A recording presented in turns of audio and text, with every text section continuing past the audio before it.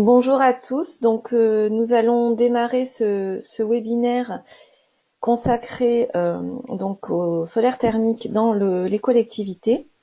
Je vais vous présenter rapidement le contexte et puis ensuite nous rentrerons dans le vif du sujet. Pendant la présentation, je coupe les micros pour éviter les bruits parasites. Par contre, bien entendu, à la fin de la présentation, nous aurons un temps d'échange pour que vous puissiez poser vos questions.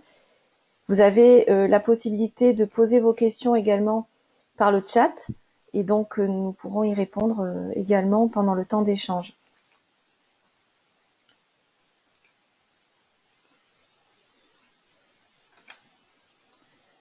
Donc, je pense que tout le monde est connecté, que vous m'entendez.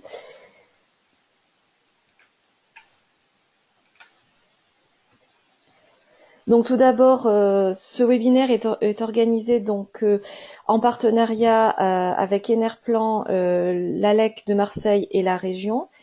Juste pour vous situer le contexte, donc Enerplan, nous représentons les professionnels de l'énergie solaire depuis 1983. Donc énergie solaire à la fois électricité et solaire thermique. Et donc aujourd'hui, ce qui nous concerne, le solaire thermique et notamment le solaire thermique collectif. Donc le solaire thermique collectif, que nous représentons également et dont nous animons la filière depuis 10 ans maintenant avec Socol, qui a été créé en 2009 et qui au départ avait notamment une mission pour fiabiliser la filière, les installations, assurer la montée en compétence de la filière et qui a également aujourd'hui grandi en termes d'information, de communication pour justement informer au niveau régional, national et voire au-delà d'ailleurs sur la filière du solaire thermique collectif en France. Donc aujourd'hui, ce sont plus de quasiment 3000 membres qui sont inscrits sur le site Socol. Donc cette inscription, elle est gratuite, elle permet d'accéder aux informations et de recevoir les newsletters. Donc tout d'abord, quelques petites indications sur le marché qui était en baisse depuis plusieurs années et notamment dans l'individuel depuis 2009 et puis ensuite dans le collectif un peu plus tard depuis 2012. Depuis l'année dernière, on constate que le marché reprend un peu des couleurs.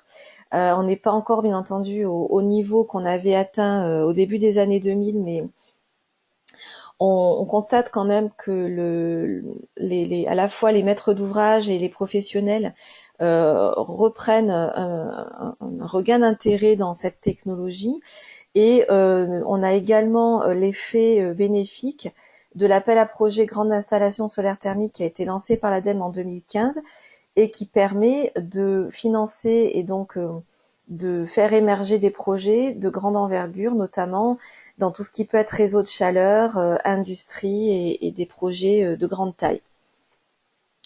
Donc aujourd'hui, la filière, elle permet aussi de proposer des solutions de manière adaptée à tout le monde et c'est peut-être ce qui fait aussi que aujourd'hui on recommence à penser solaire thermique lorsqu'on pense rénovation énergétique, performance énergétique.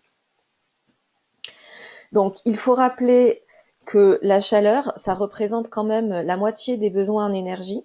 Alors quand on parle énergie, quand on parle solaire, il est vrai que la plupart du temps, on va penser au solaire photovoltaïque. Donc le solaire photovoltaïque, effectivement, c'est une solution qui s'est beaucoup développée et qui apporte des technologies adaptées pour la production d'électricité. Mais comme on le voit ici, la production d'électricité, c'est 26% des besoins. Donc vraiment l'information qu'il faut rappeler, c'est que on a une solution aussi en solaire qui permet directement de répondre aux besoins en chaleur et sans passer par un système électrique forcément et qui inclut le stockage. Donc c'est une solution en fait également d'autoconsommation. On parle beaucoup d'autoconsommation solaire en photovoltaïque, mais l'autoconsommation solaire thermique, elle existe et elle existe déjà depuis des dizaines d'années. Donc il faut aussi se rééduquer nous-mêmes au niveau réflexe et penser que un besoin d'électricité, oui, j'ai une solution électrique, un besoin de chaleur, j'ai aussi une solution de chaleur. Cette technologie, elle est de plus adaptée à toutes les applications. Donc on a des fabricants en plus qui sont pour la plupart français voire européens qui ont développé ces solutions techniques depuis les années 70.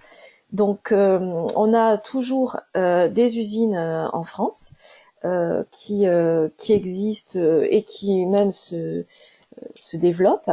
Donc ça permet de compter sur des fabricants de qualité, des fabricants locaux et avec des normes évidemment qui sont propres au marché français, voire européen pour les plus lointains, sans avoir à aller chercher des importations qui viendraient de très loin, ce qui a évidemment aussi un impact au niveau environnemental et qui permet aujourd'hui de s'appuyer sur des solutions de R&D qui sont propres à notre pays.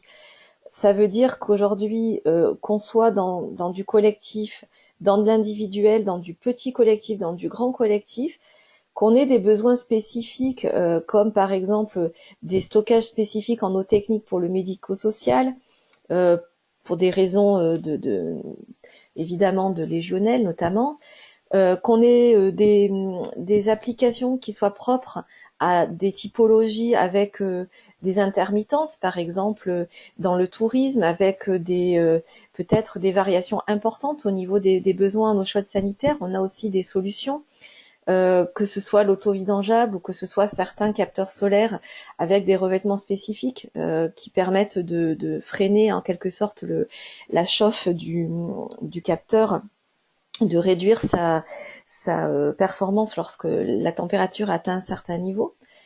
Donc ça permet aujourd'hui d'éviter certains problèmes qui ont pu être rencontrés en n'adaptant pas la typologie à ces spécificités-là avec des solutions techniques qui sont adaptées, et donc d'éviter les problèmes de surchauffe notamment.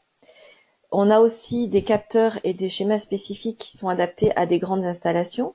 Donc l'industrie, les réseaux de chaleur, on a beaucoup de projets qui se développent actuellement.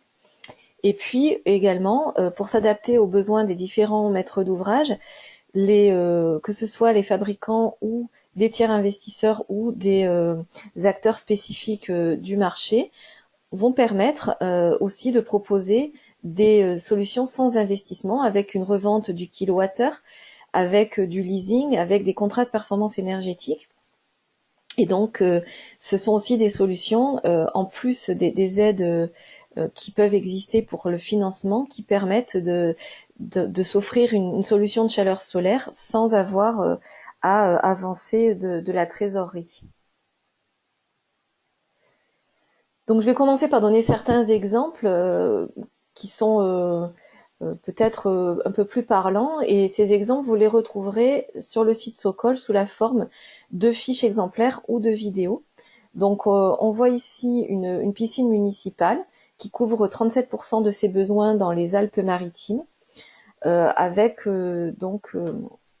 des capteurs qui sont des capteurs plans, qui sont les capteurs le plus fréquemment utilisés. Ici, une résidence donc pour personnes âgées dépendantes.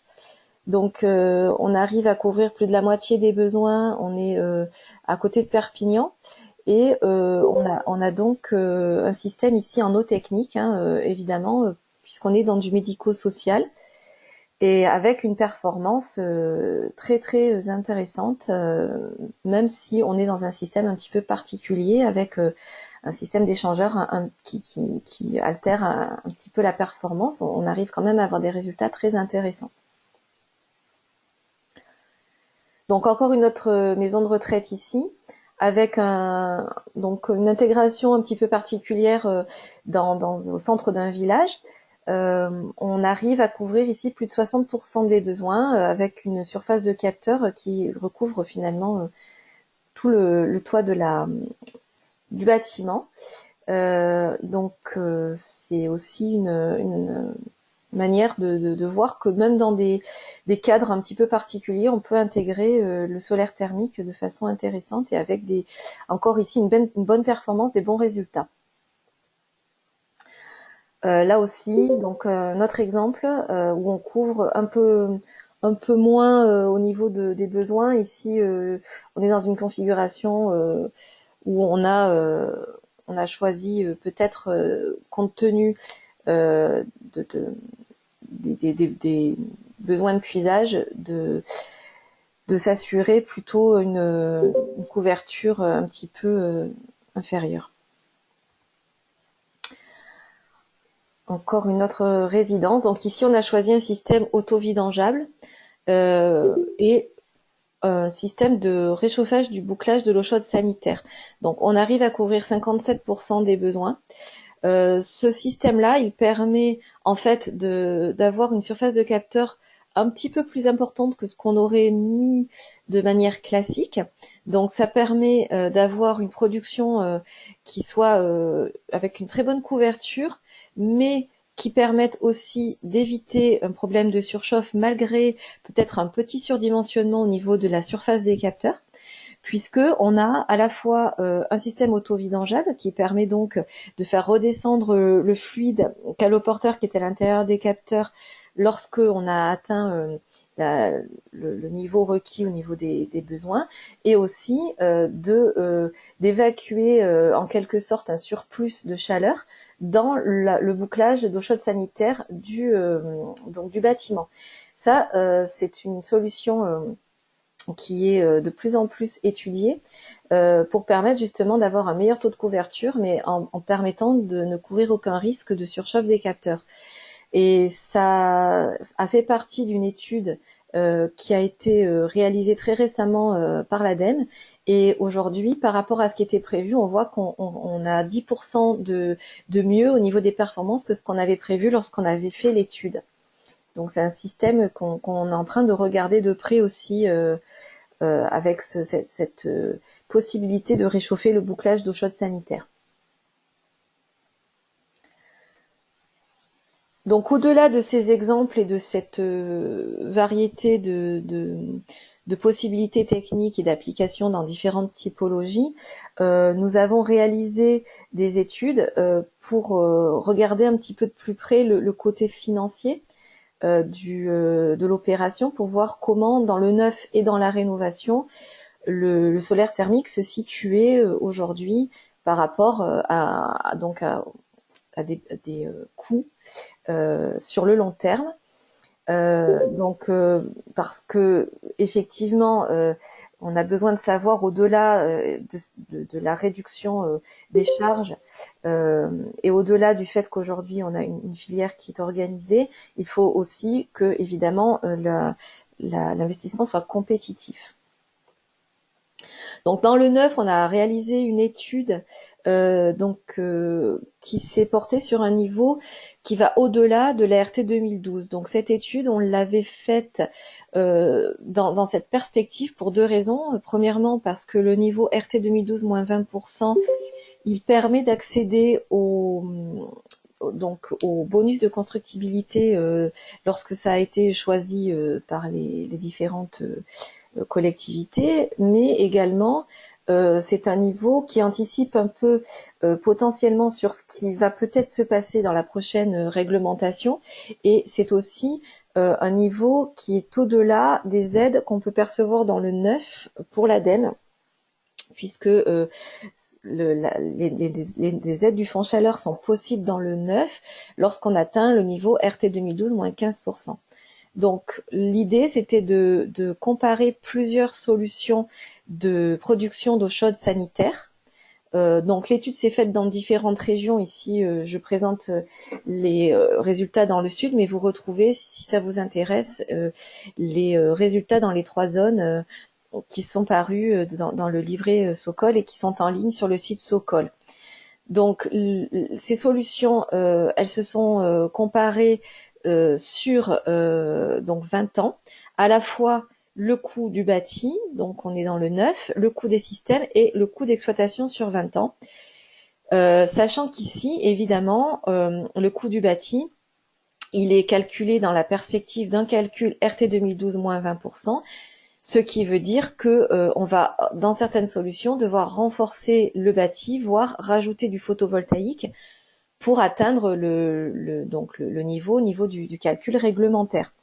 Donc, on voit que lorsqu'on compile ce coût du bâti, et on voit que dans certaines solutions, par exemple le gaz collectif, le coût du bâti va être forcément beaucoup plus important puisqu'on va devoir renforcer à la fois le bâti et rajouter pas mal de photovoltaïque donc pour être conforme au calcul RT. Lorsqu'on va y rajouter le coût du système et les coûts d'exploitation, en réalité, sur 20 ans, le solaire thermique reste la solution la plus rentable.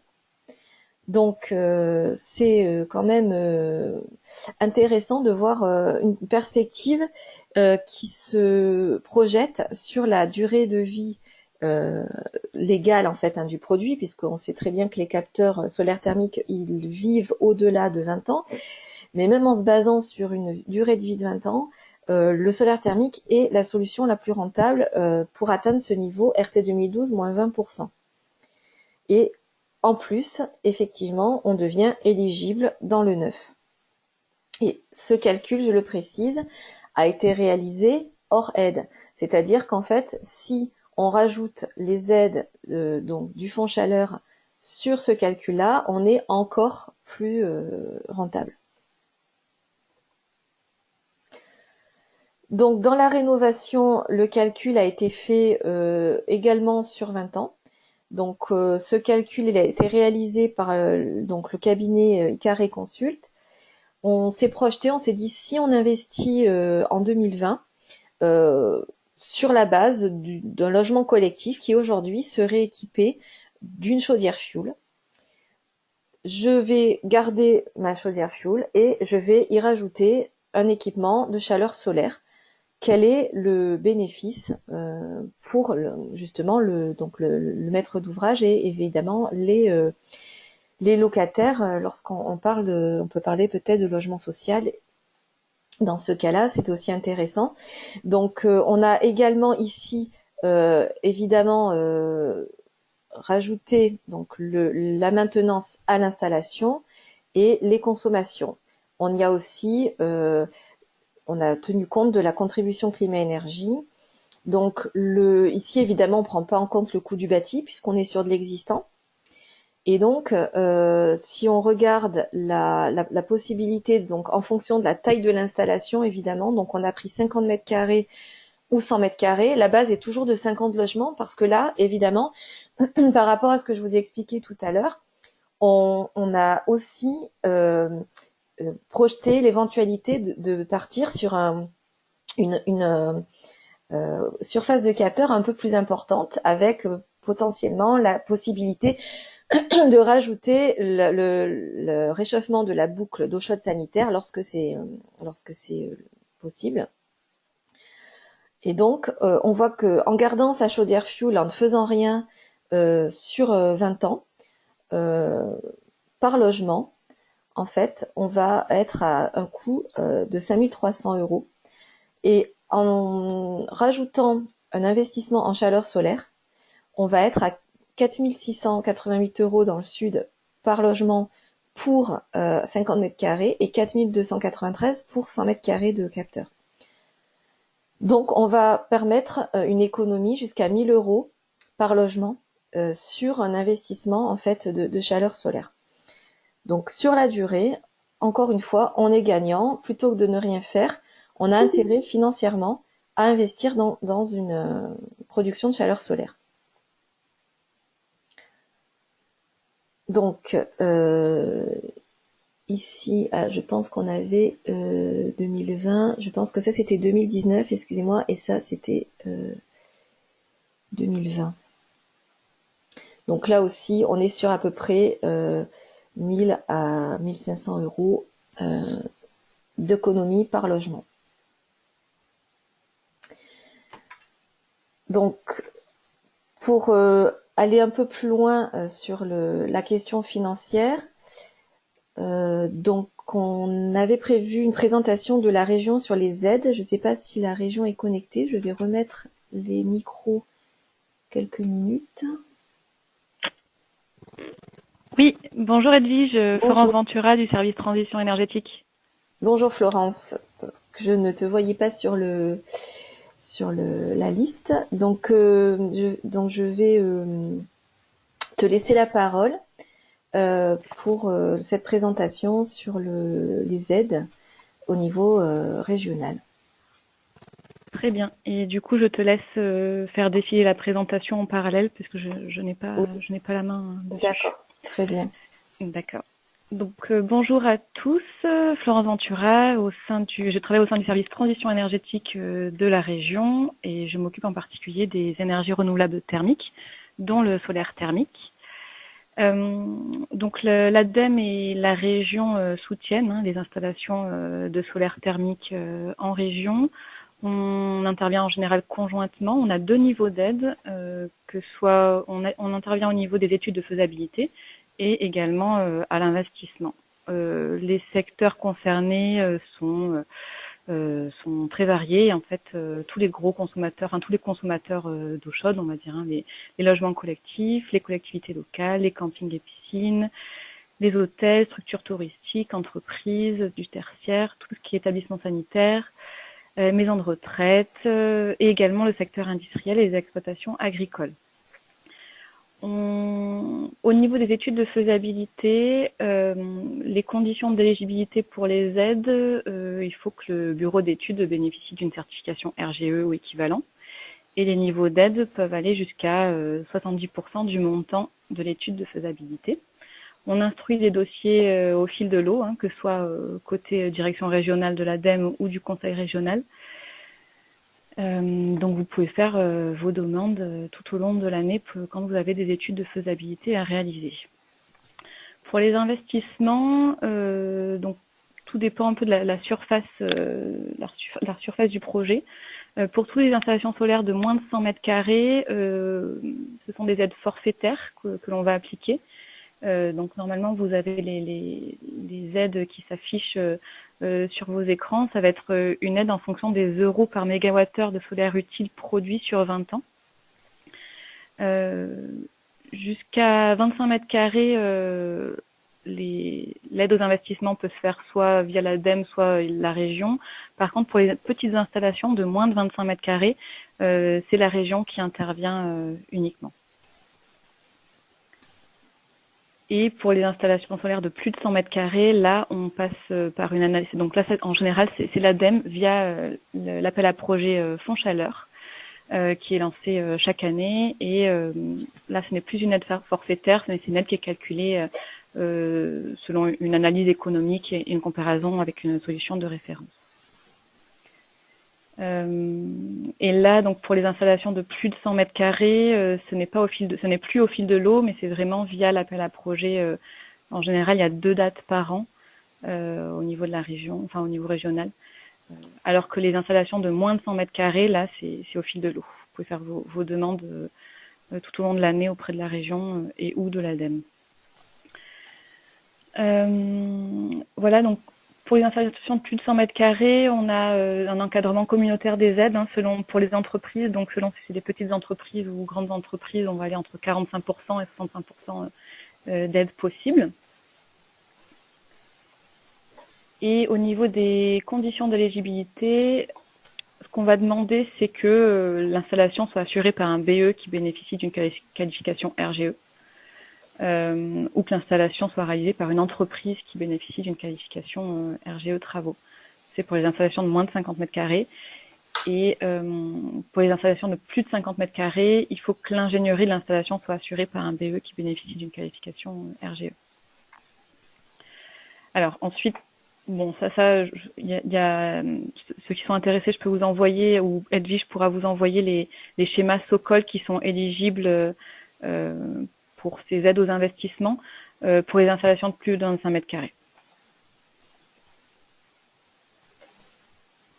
On demande également à ce que les capteurs solaires soient certifiés, par exemple CSTBAT ou Solaire qui marque. Et on demande également qu'à la mise en service de l'installation, il y ait un programme d'entretien et de maintenance qui soit mis en place et que soit mise en place également une mise en service dynamique de l'installation. Ça, je pense que Edwige reviendra peut-être dessus un peu plus tard dans sa présentation. Oui. On demande également à ce qu'il y ait une instrumentation qui soit mise en place pour le suivi du fonctionnement de l'installation et notamment un comptage énergétique.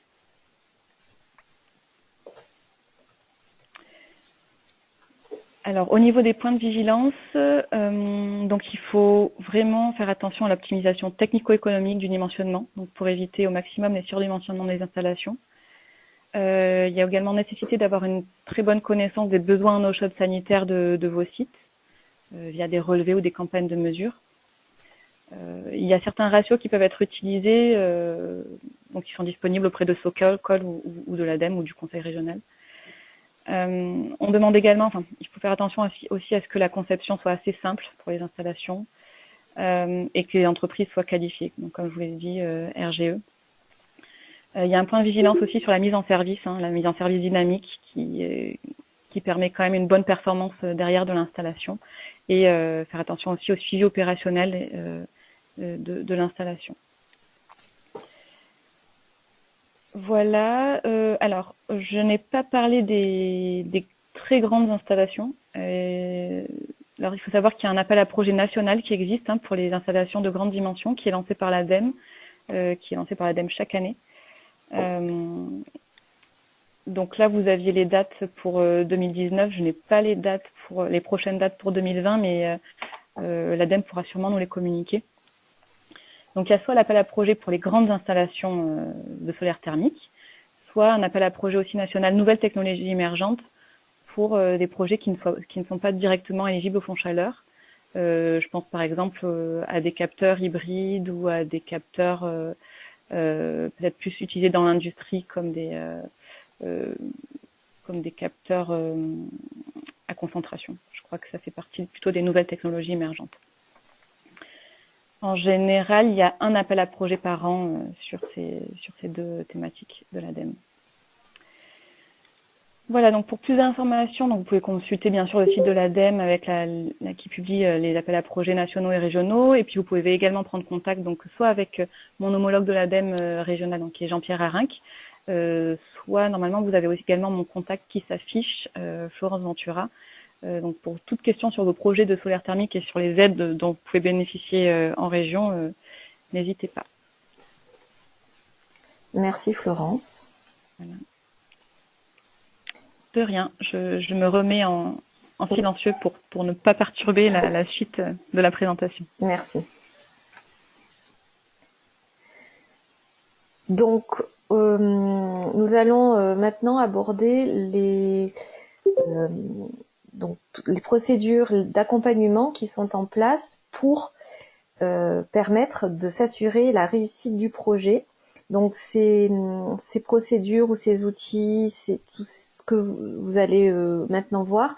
Ce sont des outils qui sont développés par la filière globalement, même si elles sont portées par l'initiative Socol.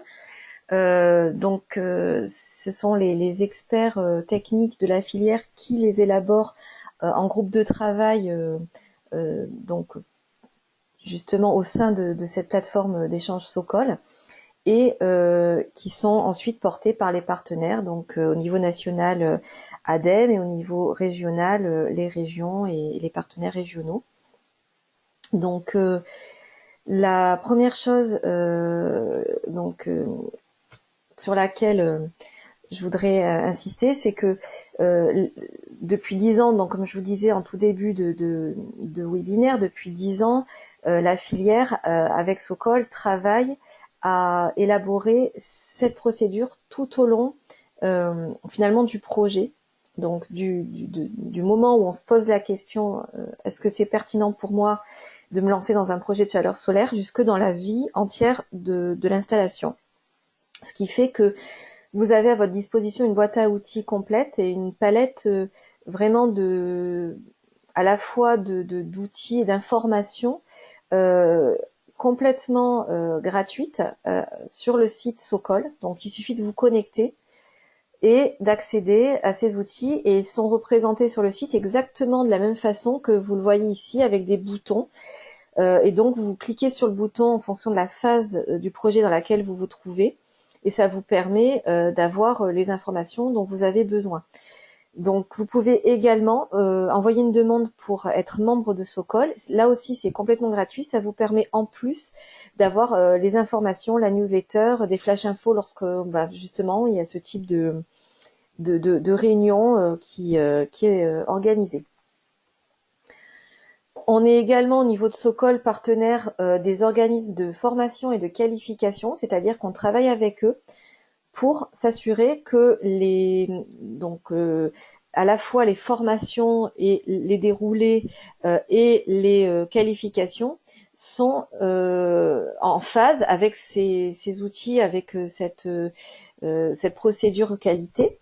Et donc, ça veut dire que tout est complètement cohérent et fluide lorsque un bureau d'études souhaite se qualifier pour justement être RGE et être éligible aux aides dont vous a parlé donc Florence tout à l'heure. Eh bien, il va être mis au courant de ces outils. Lorsque un installateur va suivre une formation pour être Qualisol collectif, par exemple, il va avoir dans sa formation une partie qui est dédiée à ces outils, et également les exploitants. Il existe donc aujourd'hui un déroulé Socol exploitant qui reprend aussi tous ces points. Donc la filière dans son ensemble est formée, qualifiée selon une même connaissance, pour que ensuite au niveau du projet, les différents intervenants parlent le même langage. Lorsque on rentre dans la phase d'avant-projet, on a aussi toute une palette d'informations qui se situe sur le site, donc notamment un logiciel qui s'appelle Outisol. Ce logiciel, il permet de vous donner une première évaluation technico-économique du projet. Si on a un peu de temps tout à l'heure, éventuellement, en fonction, je vous ferai peut-être une petite démonstration de quelques minutes. Ça vous permet de voir déjà à peu près la surface de capteur dont vous aurez besoin, combien ça risque de coûter au global, et quelle sera l'économie et quelles sont les aides sur ce projet. On retrouve ici aussi des guides qui peuvent vous aider sur l'intégration architecturale, sur les différentes technologies. Sur le site, on retrouve un petit peu des repères sur les différentes technologies qui peuvent être à votre disposition. Et on va expliquer aussi qu'est-ce qu'est cette mise en service dynamique. Si vous souhaitez rentrer dans une démarche de commissionnement, les outils sont également téléchargeables gratuitement. On a aussi un relais sur les documents et les aides dont on vient de vous parler, et les livrets, le solaire thermique, la nouvelle dynamique, dont sont extraits les chiffres que je vous ai présentés tout à l'heure pardon, sur la compétitivité et l'équation économique du solaire thermique sur 20 ans. On a également des documents un peu plus techniques sur la RT qui sont disponibles.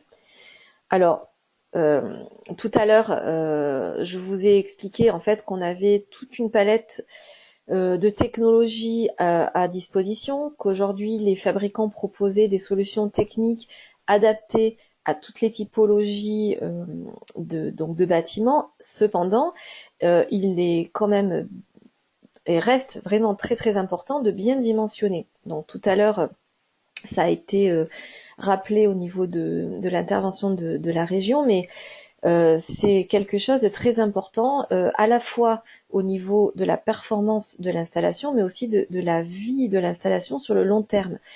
Une installation qui n'est pas bien dimensionnée, elle va fonctionner trop bien en fait. C'est pas qu'elle va mal fonctionner, c'est qu'elle va trop fonctionner. Et donc le problème qu'on peut avoir, effectivement, si on ne respecte pas certains ratios ou qu'on ne met pas en œuvre certaines solutions dès le départ, on risque d'avoir une installation qui va se mettre en défaut. Donc aujourd'hui, les informations sont disponibles. Les bureaux d'études sont aujourd'hui bien renseignés, ils connaissent bien ces ratios de dimensionnement qui ont été réalisés sur du retour d'expérience. Donc c'est pas un ratio de dimensionnement théorique, on est vraiment sur des mesures réelles qui ont été constatées sur le terrain et qui ont été reprises dans une fiche pour permettre justement, lorsqu'on n'a pas de mesures, par exemple si on est sur du neuf ou si on est sur une rénovation très importante, qu'on n'a pas la possibilité de faire des relevés de mesures intéressants ou qui soient pertinents par rapport, par exemple, à une extension de bâtiment existant, on va pouvoir se référer à ces dimensionnements et donc à une fiche qui est disponible aussi sur le site. Et tout à l'heure, donc justement, Florence faisait référence à des schémas Sokol. Donc là aussi, ces schémas, on les retrouve sur le site. Effectivement, l'ADEME a retenu 6 schémas Sokol qui sont en fait réalisés dans l'optique d'avoir une simplicité maximale. Ce sont des schémas qui fonctionnent, qui sont pas des usines à gaz et encore une fois qui permettent d'éviter des soucis. On retrouve également le logiciel de dimensionnement Solo. Ce logiciel, il sert à la fois à dimensionner une installation, mais il sert également, lorsqu'on va faire le suivi de l'installation, éventuellement à recalculer la performance de l'installation par rapport à l'ensoleillement réel.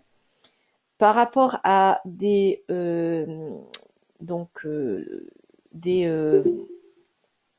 des schémas un petit peu spécifiques comme le SESCI, donc qui sont en fait des capteurs qui vont être communs mais avec des productions d'eau chaude individuelles, donc des chauffe-eau solaires individuels dans chaque logement, mais une surface de capteurs commune sur le logement collectif.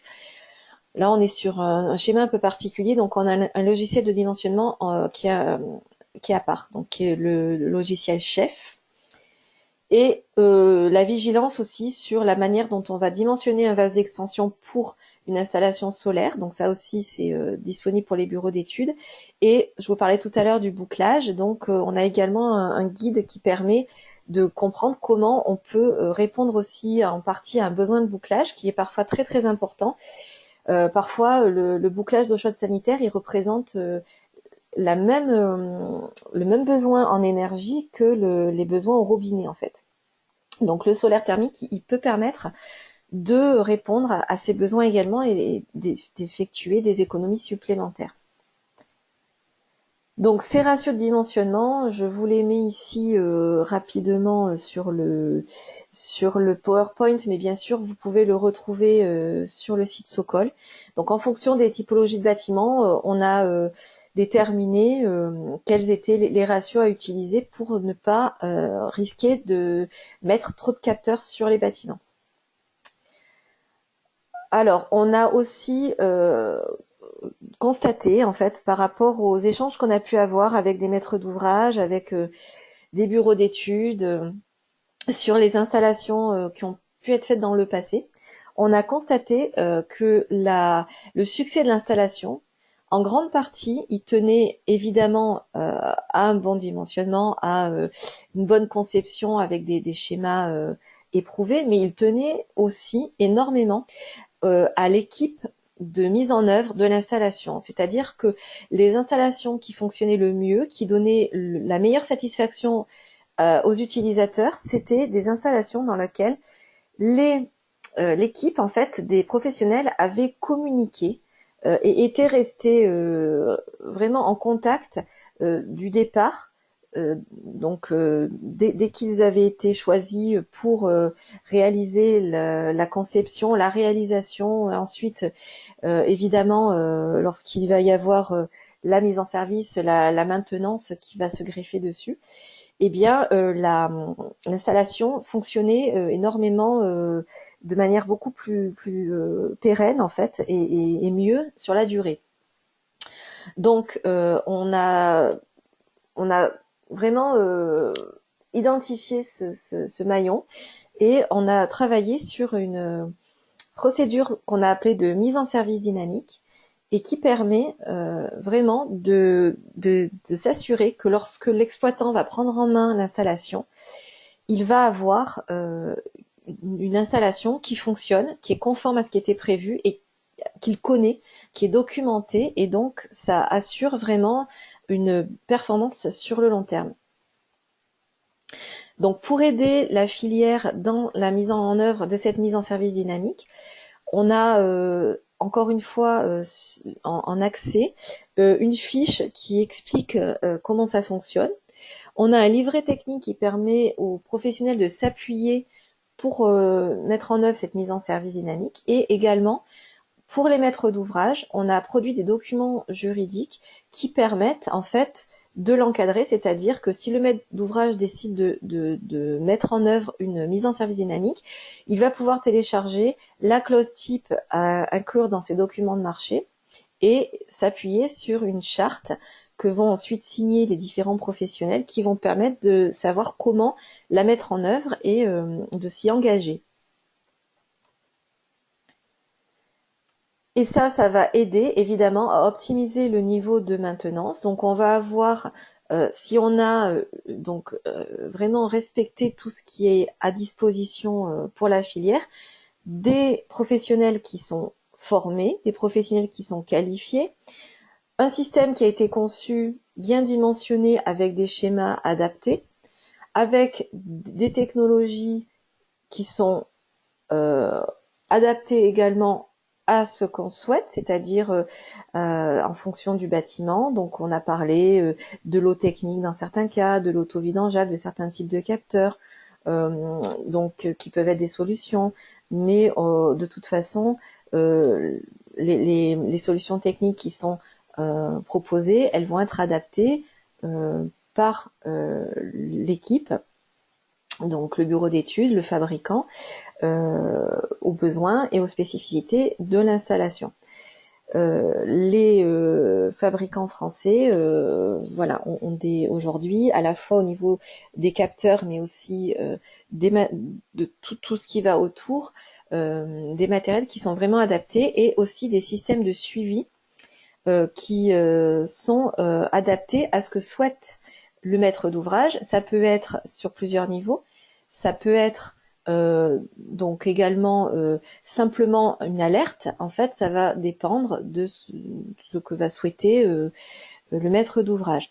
Donc pour ça, évidemment, on va, en mettant en œuvre ensuite cette mise en service dynamique en plus, on va aller vers une maintenance plus simple. Donc on tend vers une maintenance plutôt curative, et donc avec une baisse des coûts de maintenance.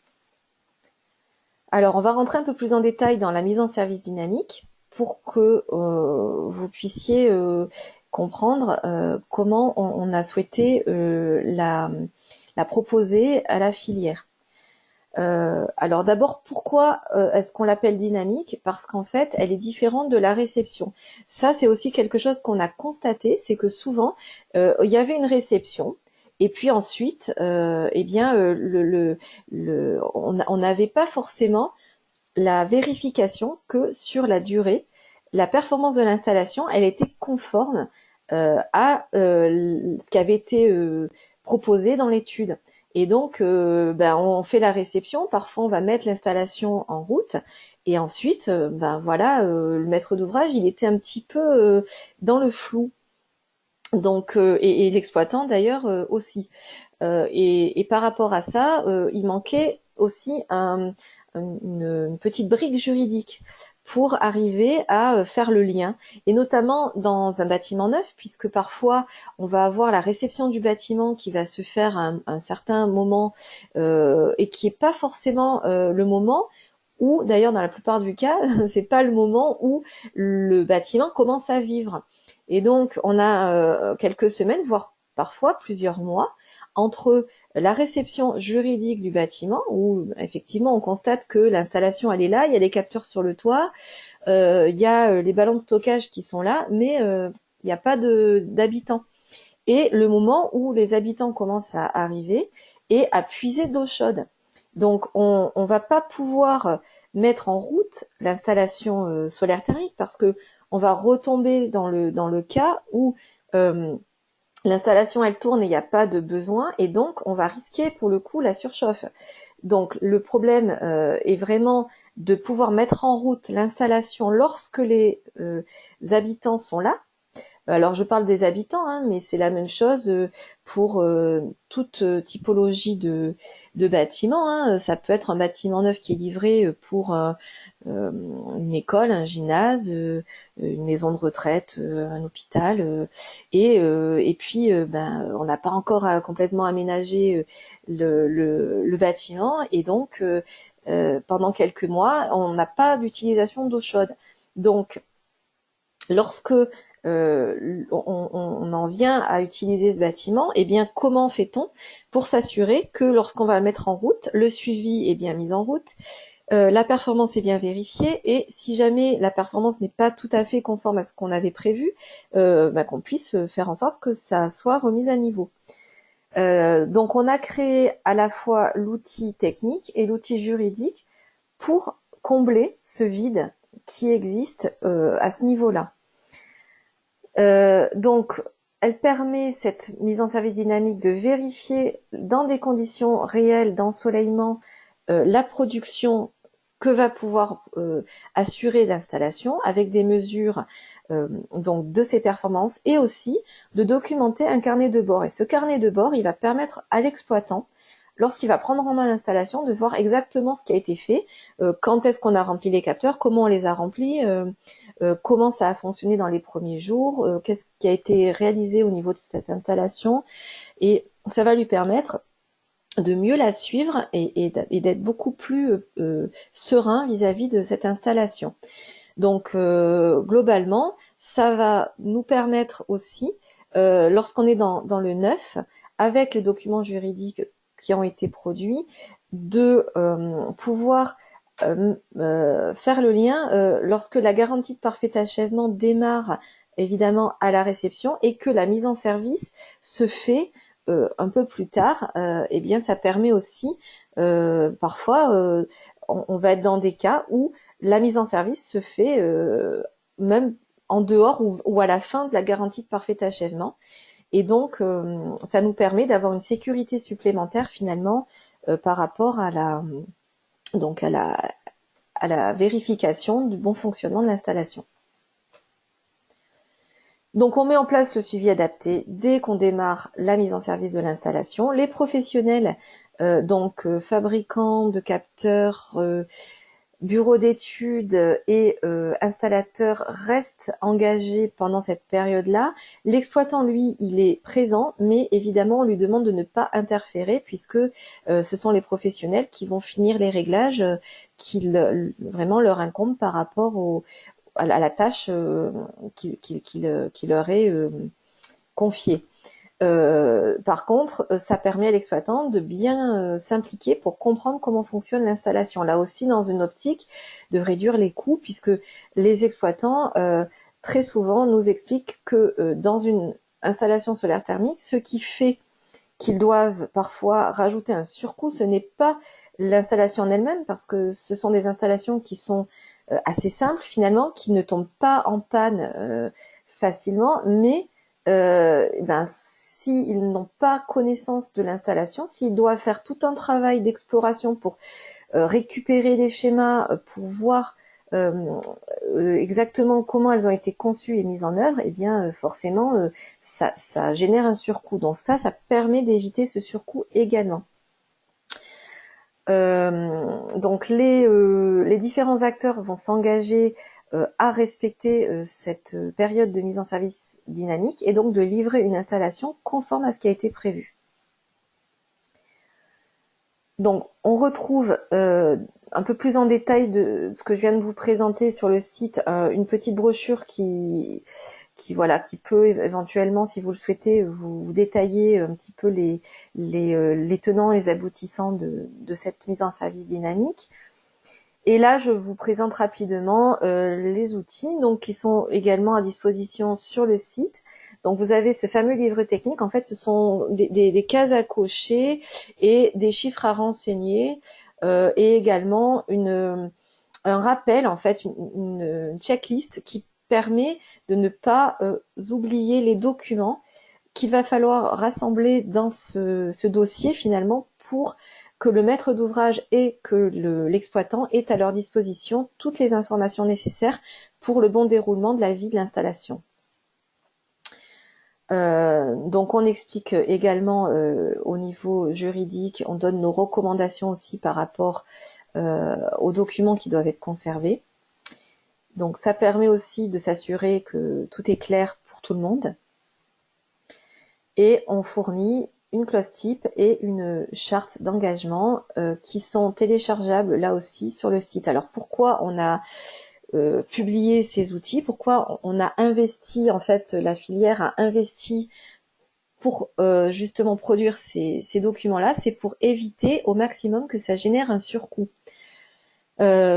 L'idée étant que le maître d'ouvrage averti qui souhaite mettre en place cette mise en service dynamique, que l'on conseille vraiment et même qui est vraiment demandée au niveau de l'ADEME et de la région pour les aides, c'est quoi? C'est donc le demander au niveau lorsqu'on lance un marché. Donc, ça veut dire que les professionnels qui répondent vont s'engager à rentrer dans cette démarche. Donc, le maître d'ouvrage a à sa disposition les documents juridiques, donc il n'a pas à engager un surcoût d'un juriste qui lui rédige les documents. Ensuite, les professionnels, ce qu'ils s'engagent à faire, en fait, c'est simplement à mettre en œuvre un processus qualité de manière formelle qui est de toute façon demandé lorsque on veut faire les choses dans le bon ordre. Alors pour des acteurs qui sont habitués à faire du solaire depuis un certain temps, c'est simplement la formalisation d'une démarche qualité qui existe de toute façon. Donc ce n'est pas une démarche en plus, donc ce n'est pas un surcoût de temps supplémentaire puisque c'est vraiment formaliser et s'assurer que le suivi est là. Donc le suivi de toute façon il doit être mis en œuvre. Donc ça c'est pas quelque chose qu'on demande en plus. On s'assure simplement qu'il soit fait correctement. Et c'est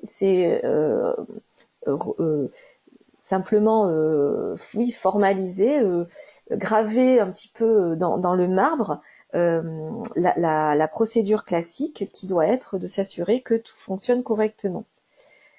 Donc on ne rajoute pas d'acteurs supplémentaires, ce sont les professionnels qui vont s'engager simplement à être présents pendant cette période et à s'assurer que tout fonctionne correctement. C'est voilà, accéder à des documents qui existent. Donc on ne demande pas de produire des documents, on vous propose juste de vous en servir. Le carnet de bord technique, il est là pour aider les professionnels. C'est pas on ne demande pas de remplir toutes les pages du carnet, hein. C'est vraiment en fonction de l'installation. C'est un support en fait, hein, pour aider les professionnels à bien s'assurer que tout est OK. Et ça permet aussi que le solde de l'ADEME soit payé plus facilement, puisque à la remise de ce carnet, on constate que l'installation fonctionne. Et donc, c'est vraiment beaucoup plus agréable pour le maître d'ouvrage lorsqu'il doit percevoir le paiement du solde. Cette mise en service dynamique, depuis 2017, elle a été mise en œuvre en Auvergne-Rhône-Alpes. Donc la région Auvergne-Rhône-Alpes avait décidé de la mettre en œuvre un peu avant tout le monde. Et donc on a aujourd'hui interrogé des maîtres d'ouvrage qui avaient été impliqués dans cette procédure. Donc ils ont tous trouvé que cette démarche était vraiment très intéressante et même indispensable. Ils l'ont trouvé vraiment très utile. Ils ont par contre donc suggéré que le livret soit simplifié. Donc on va mettre en fait à disposition une procédure simplifiée pour on va dire les professionnels du solaire aguerris et laisser un livret un peu plus complet pour des bureaux d'études, des installateurs qui seraient un peu plus novices en fait dans le solaire et qui auraient besoin d'un livret un peu plus complet pour les accompagner. La procédure, elle se veut pas contraignante, elle se veut vraiment comme un soutien à tous les acteurs, comme une meilleure façon de communiquer entre les différents acteurs, de proposer vraiment une fluidité dans l'installation et donc simplement de formaliser des procédures pour que le maître d'ouvrage et l'exploitant possèdent ensuite vraiment toutes les informations à leur qui leur est nécessaire. Donc voilà, ça c'était pour la partie un peu technique. On a ensuite, alors on a un exemple à vous proposer d'une collectivité qui a mis en œuvre du solaire thermique, donc à Gémenos, dans les Bouches-du-Rhône. Alors, Monsieur Schneider, qui est le responsable des services techniques de la ville, devait être avec nous aujourd'hui, mais il nous a prévenu qu'il avait eu un empêchement, un imprévu ce matin, et donc il n'a pas pu se connecter. Donc, on a quand même son témoignage à vous proposer, puisque on avait tourné une vidéo sur cette piscine. Et également, donc Déborah de l'ALEC de Marseille a réussi à la voir et à faire une petite interview. Et donc, elle vous présentera ensuite les éléments de l'entretien qu'elle a eu avec Monsieur Schneider, qui par ailleurs se tiendra à votre disposition. Vous aurez ses coordonnées si vous souhaitez l'interroger là-dessus. Alors, donc, je vais passer sur la vidéo. Ça va vous permettre de voir un petit peu le contexte de cette opération qui a la particularité d'avoir été réhabilitée. Donc ça va peut-être vous permettre de voir de manière un peu plus concrète ce que on vous a expliqué là depuis le début un petit peu du webinaire sur l'importance du dimensionnement. Et donc par rapport à ça, ça va vous donner un exemple un petit peu plus concret. Alors, j'espère que la vidéo va se lancer, sinon je vais la lancer différemment. Voilà.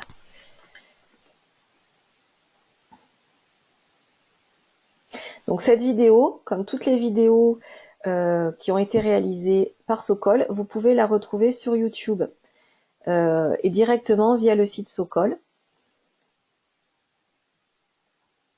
Donc je vous invite à aller faire un petit tour sur le site Sokol pour découvrir les témoignages des différents maîtres d'ouvrage. Vous avez également un EHPAD.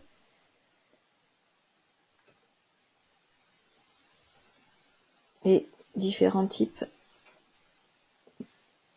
de bâtiments.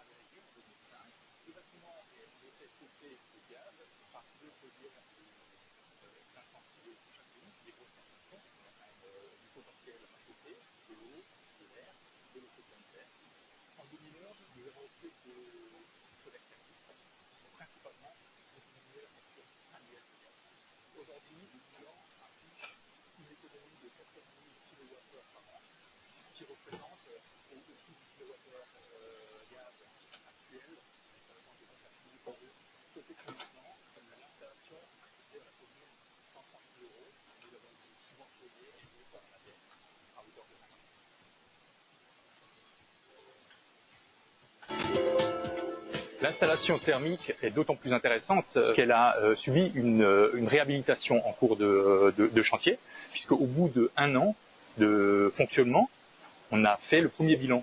L'origine du problème a donc été identifiée. Il s'agissait d'une mauvaise appréhension des consommations d'eau chaude sanitaire. On a proposé donc avec l'installateur une adjonction d'un échangeur pour réchauffer l'eau d'appoint des bassins.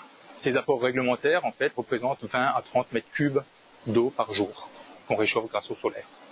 Cette réhabilitation a été d'autant plus importante qu'elle permettait de régler le problème de surchauffe des panneaux qui, si on le laissait en l'état, ne permettait pas une pérennité de l'installation et augmentait son vieillissement prématuré.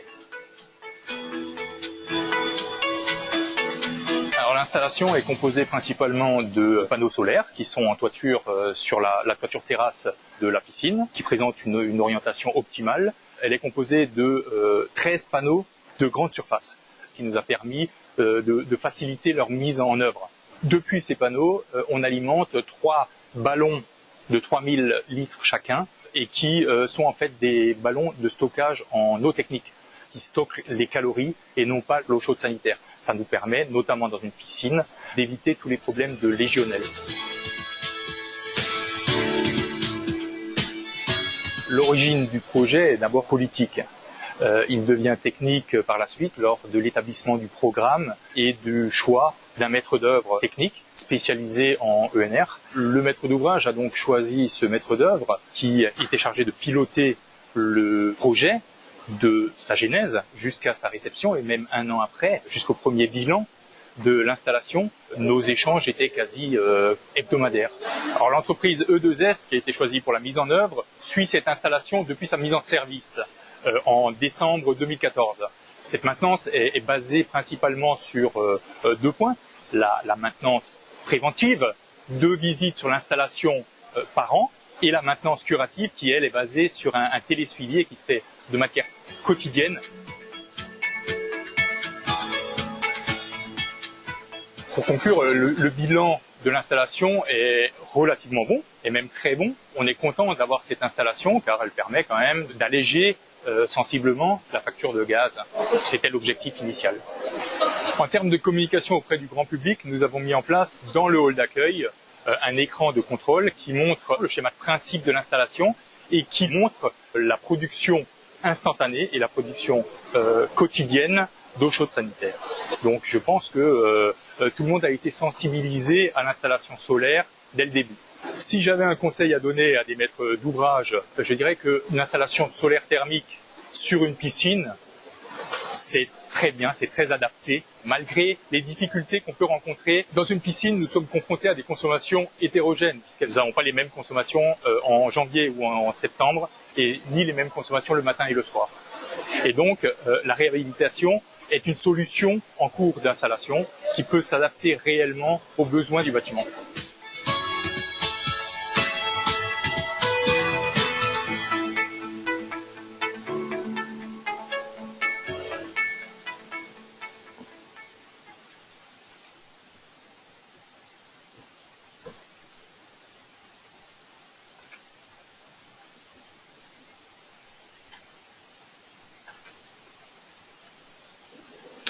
Voilà, donc j'espère que, alors au début, visiblement il y a eu un petit problème de volume, j'espère que ça s'est résolu.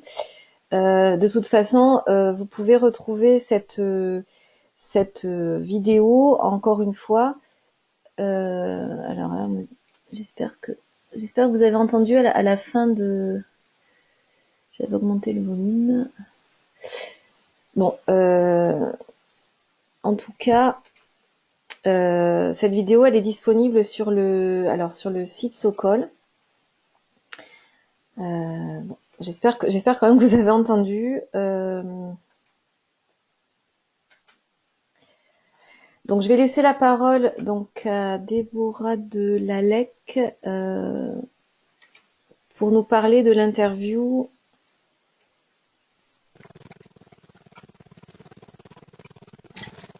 Bonjour. Vous m'entendez? Oui. Donc je suis Déborah Ayres de l'Agence locale de l'énergie et du climat, donc de la métropole marseillaise. Comme Edwige vous a déjà parlé, malheureusement Monsieur Schneider il n'a pas pu intervenir, mais on a eu un petit échange téléphonique et je vais aborder certains points qui sont vraiment intéressants par rapport à un projet solaire thermique. Donc déjà, il y a la phase étude. Elle est vraiment importante pour l'évaluation donc des consommations prévisionnelles, pour dimensionner l'équipement. Et elle a été faite par un maître d'ouvrage. Donc déjà, ils avaient donc une connaissance des consommations réelles, plus ils ont utilisé des ratios nationales. Par contre, ça n'a pas empêché d'avoir une installation surdimensionnée.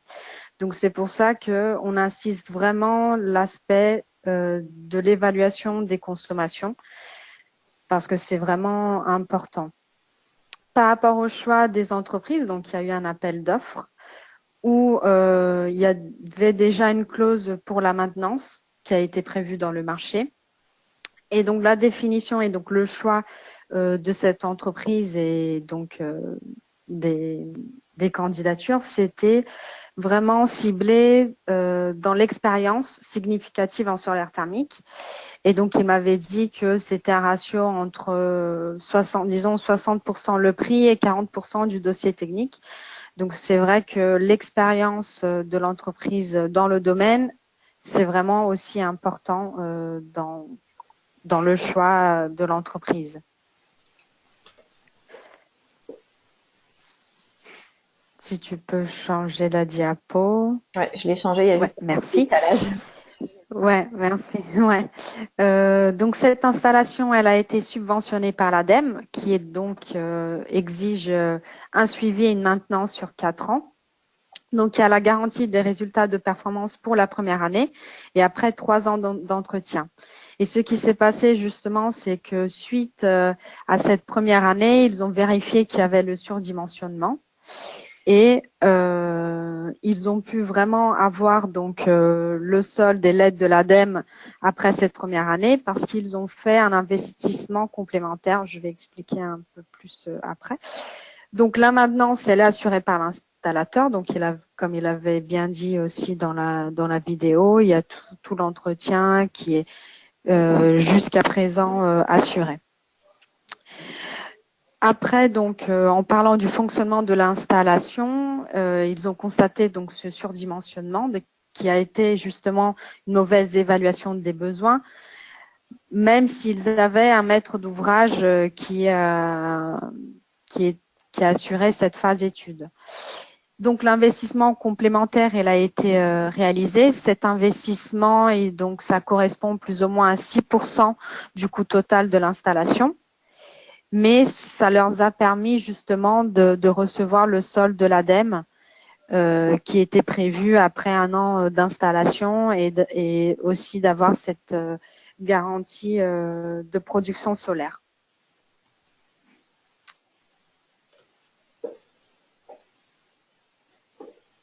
Ouais. Donc aujourd'hui, l'installation, elle fonctionne normalement. Donc il a bien partagé son avis favorable, son avis positif par rapport à cette installation et c'est un retour d'expérience assez positif. Il m'a aussi dit en fait que les panneaux, ils ont été détériorés, mais qu'ils ont été vite remplacés. Et en fait, ils savent la cause, elle n'a pas été identifiée. Ils ne savent pas si c'est un défaut, une surchauffe ou même un vandalisme, mais ça n'a pas empêché vraiment de les remplacer et que c'est une installation comme une autre. S'il y a des soucis techniques, c'est surtout des fois lié à des problèmes hydrauliques, mais que ça marche très bien. Donc, ils sont contents en fait d'avoir fait ce choix, d'avoir une installation thermique qui en fait normalement assure l'eau chaude sanitaire, mais aussi la rechauffe des bassins. Donc ça a été un peu ces points de contribution pour son retour d'expérience. Et n'hésitez pas, donc là, il y a bien ses coordonnées. Il est disponible pour répondre à vos questions si vous avez vraiment besoin des données un peu plus précises. Merci. Déborah. Donc oui, je vous précise aussi que en plus de la vidéo, sur le site, vous avez également la fiche technique qui est disponible dans la partie réhabilitation. Je pense qu'on aura peut-être le temps d'aller faire un petit tour sur le site Sokol pour vous peut-être vous détailler un peu plus où trouver des informations. Donc ces fiches techniques, elles comportent aussi le schéma, des relevés suivis de performance. Donc si ça vous intéresse, voilà, vous pouvez retrouver toutes les informations sur le site. Et sur le site, vous retrouvez également des dizaines de fiches qui sont en fonction des typologies, donc logement, industrie, piscine, établissement de santé, il y a même une prison.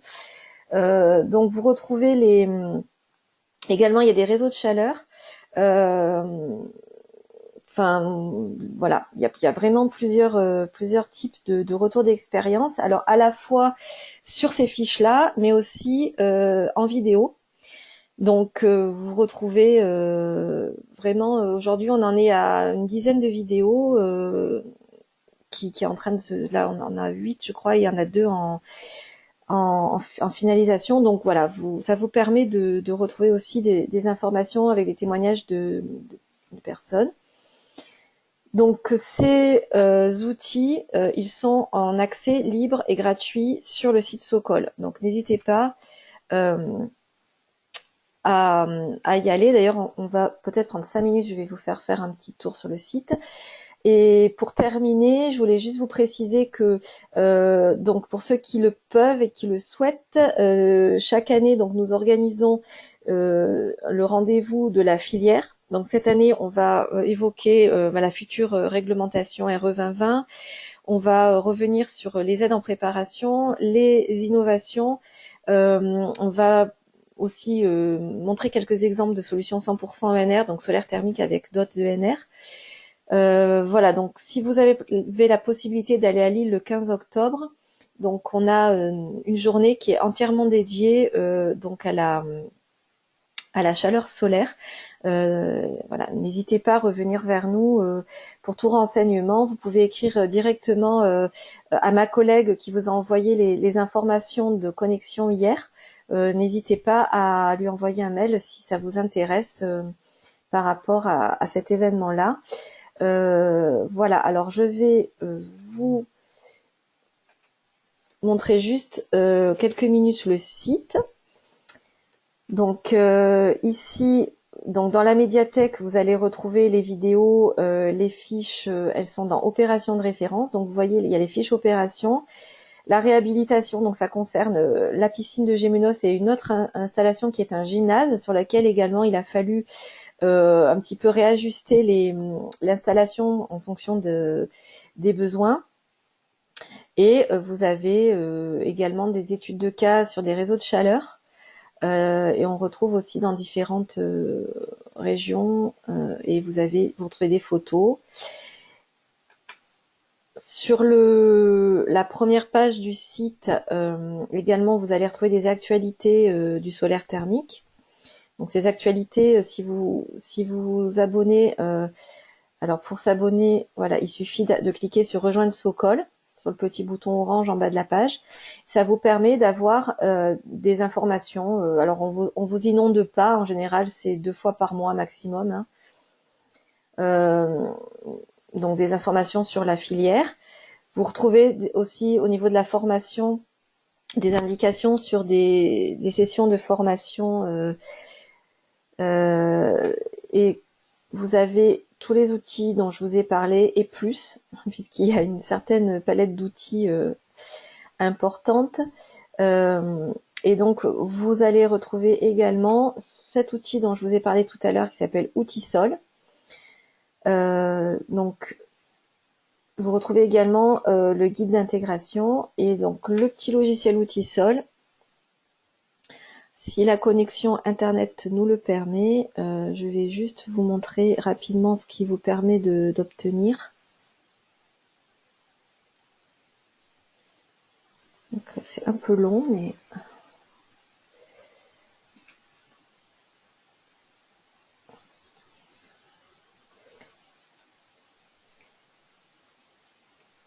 Bon, si c'est trop long... Si c'est trop long, voilà. Parce que la connexion Internet, elle elle n'est pas forcément idéale. Donc voilà, ce petit outil, donc il est mis à jour chaque année avec la méthode fond chaleur de l'ADEME quand elle change. Et donc, alors, vous allez pouvoir normalement choisir, évidemment. Bon, alors normalement ici vous avez une carte. Là, comme je suis aussi en webinaire, ma connexion internet peut-être n'est pas suffisante. Donc vous choisissez la typologie de bâtiment. Donc vous avez logement, médico-social, restauration, hôtellerie, autres. Donc on peut prendre peut-être, je sais pas, les mettons médico-social. Donc par exemple ici, vous rentrez le nombre de lits.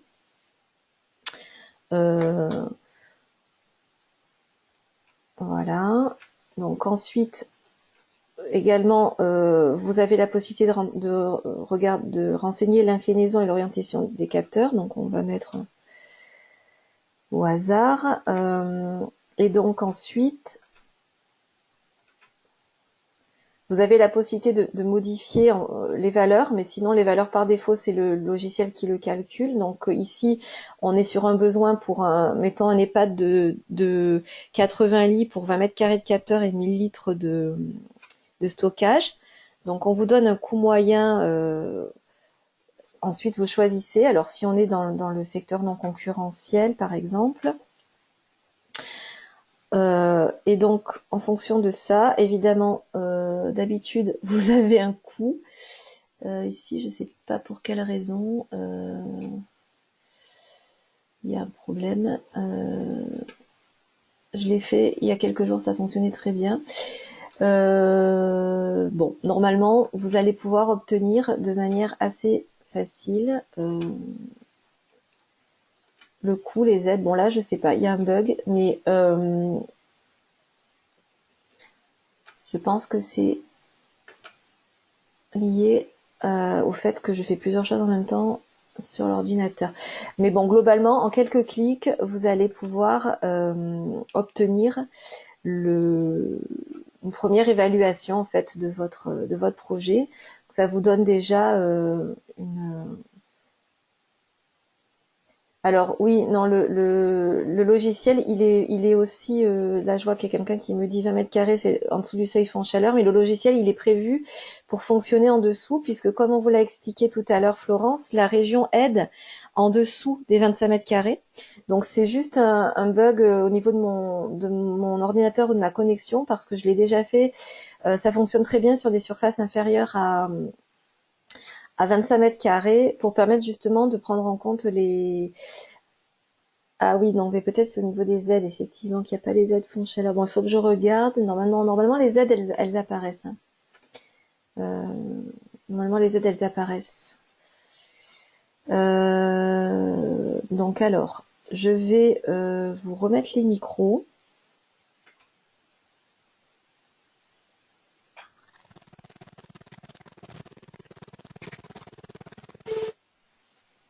Alors, est-ce que voilà, alors je vais vous remettre les micros si vous souhaitez prendre la parole. Alors après, je ne sais pas s'il y a eu des questions dans le chat.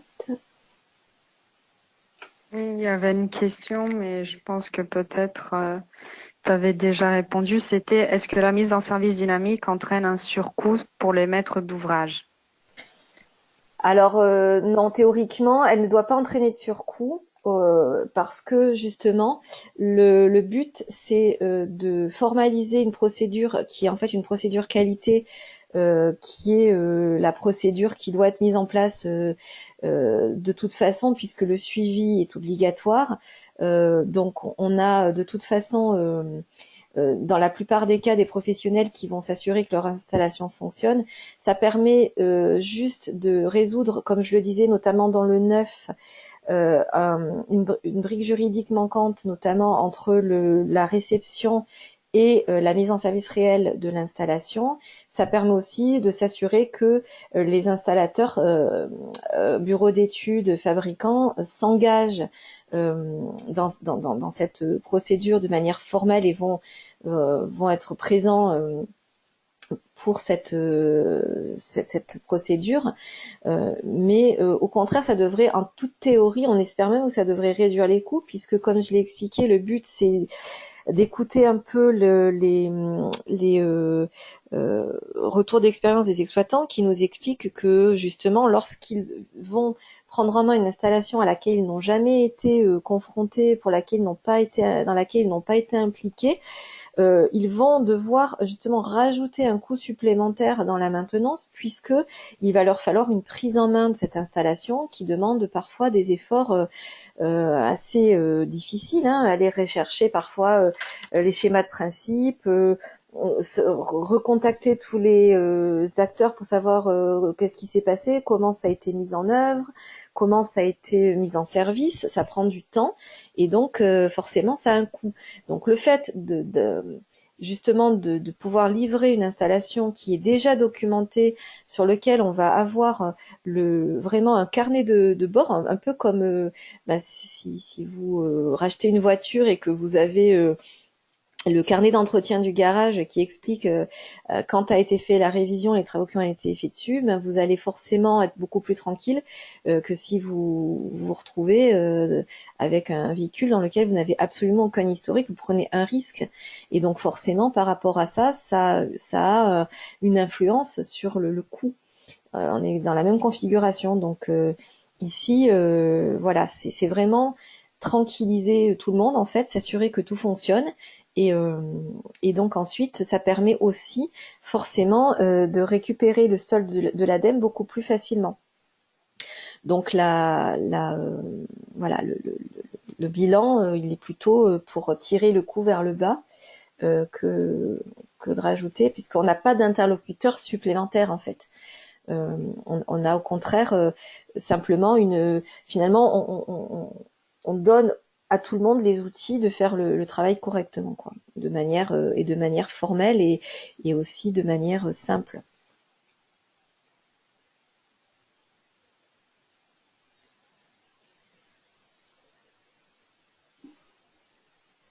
Alors, Donc, il y a une autre question, ouais. Ouais.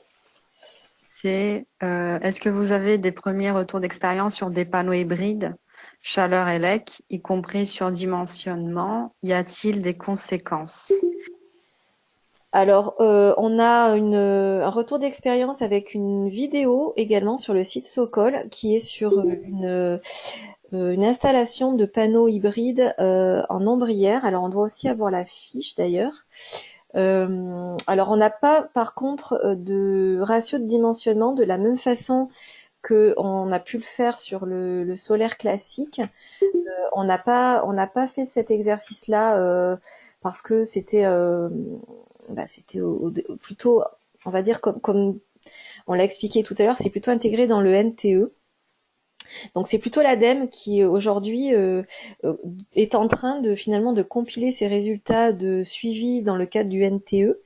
Donc il y aura sans doute des données de retour d'expérience fournies par l'ADEME de ce fait-là. Par contre, on a une étude ADEME qui a été réalisée sur la performance. Alors c'est pas directement le dimensionnement, mais c'est la performance. Donc cette étude, alors nous on a prévu de la restituer à nos adhérents fin octobre. Mais bon, moi je vois pas de problème de l'ouvrir à des collectivités si le besoin s'en fait sentir. Il suffit de me contacter. Donc là, ce sera vraiment des éléments sur les performances en fait des capteurs hybrides. Après, sur des retours d'expérience de dimensionnement pur, c'est en cours en fait. Hein. C'est une technologie qui est relativement récente. Alors, c'est pas le même dimensionnement que sur du thermique, mais donc là, alors je peux vous orienter déjà vers cette fiche. Donc la fiche du moulin à vent de Perpignan. Donc elle a été faite cette installation sur du PVT avec un contrat de performance énergétique. Alors je crois que voilà, c'est Dalkia. Donc c'est Dalkia qui a proposé. Alors en tout début de webinaire, je vous ai dit, voilà, il y a aussi des offres spécifiques qui sont développées par certaines fois ça va être donc l'exploitant, comme dans ce cas-là, hein, c'est Dalkia. Certaines fois ça va être le fabricant. Parfois on a des tiers investisseurs aussi qui font de la vente au kilowattheure.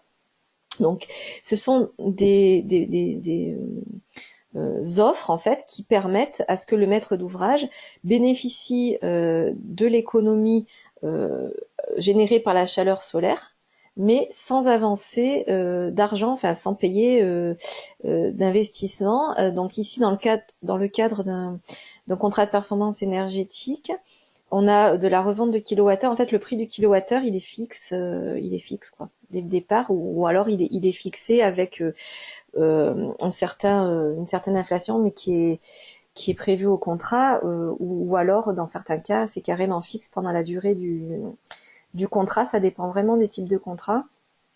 Et donc là, on retombe sur un prix du kilowattheure qui est inférieur au prix qui est payé par le maître d'ouvrage sans le solaire, et qui est garanti et qui est en fait fourni par différents types donc d'acteurs. Ici, donc c'est Dalkia et qui a mis en place ce contrat.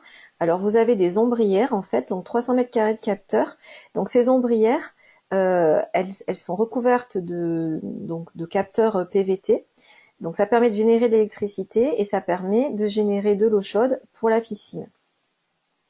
Donc là, dans la fiche, vous retrouvez le schéma hydraulique par rapport à la partie justement solaire thermique avec les besoins. Donc on a un taux de couverture de 64,5%. Vous retrouvez aussi les économies. Et donc vous avez sur ce sujet-là aussi, vous avez la vidéo que vous pouvez regarder sur le site. Et donc la vidéo, vous allez dans médiathèque vidéo. Donc, si ça vous intéresse, voilà, vous avez ici l'espace aquatique du moulin à vent. Donc ma connexion, elle est vraiment pas très bonne. Voilà, donc là vous aurez aussi le témoignage des différents intervenants sur cette vidéo. Et donc voilà, sinon on a cette étude qui est toute récente sur la performance et les indicateurs de mesure de performance des capteurs PVT. C'est un peu plus technique. Voilà, si ça vous intéresse, contactez-moi.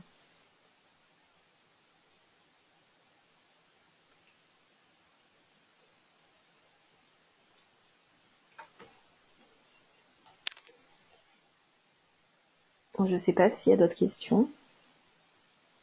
Non, il n'y a pas d'autres questions. En tout cas, ici sur le chat.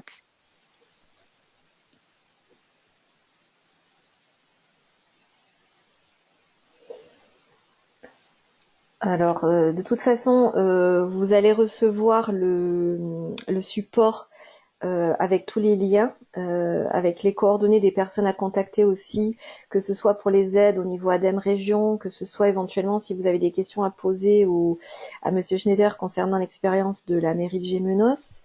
Et puis, et voilà, encore une fois, n'hésitez pas à aller sur le site Socol et si vous avez des questions, donc vous pouvez aussi adresser des questions directement par le site. Ça vous est possible donc d'envoyer un mail. Et donc pour ça il faut être membre. Voilà, vous pouvez vous accéder à l'espace. Et de toute façon, encore une fois, pour rejoindre Socol, c'est vraiment très facile. Ça prend quelques minutes, c'est gratuit. Voilà, il suffit d'indiquer vos coordonnées, d'appuyer sur envoyer et donc vous avez la possibilité d'envoyer un petit message aussi par ce biais-là.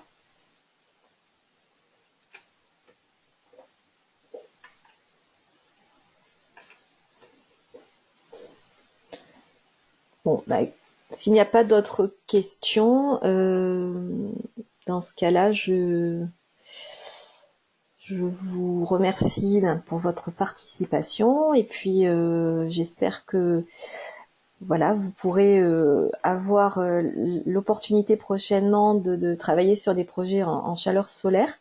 N'hésitez pas à contacter les différents acteurs si vous avez des questions.